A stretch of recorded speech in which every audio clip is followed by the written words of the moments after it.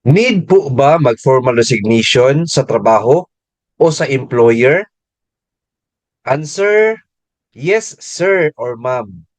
Importante po na mag-formal resignation tayo sa ating employer. Bakit po? Kasi if not, ang tawag po sa inyo is AWOL or absence without leave. And hindi yan maganda, friends. Kasi po, hindi kayo makakuha ng Certificate of Employment sa employer ninyo. At hindi nyo ma-consider na work experiences yung trabaho ninyo before. Kaya po, importante na mag-file tayo ng formal resignation sa employer po natin.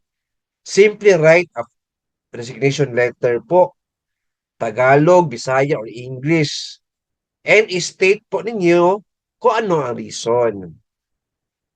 And after that, hingi kayo ng Certificate of Employment sa employer ninyo. Magamit niyo po yan, sir or ma'am, ipag-apply kayo ng trabaho. And of course, makuha niyo ang final pay tsaka terminal pay po ninyo.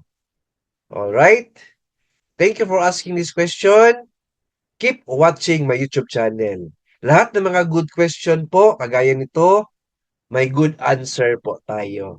Alright? Please like, share this video, and subscribe my YouTube channel. Thank you, God bless, and 2 thumbs up.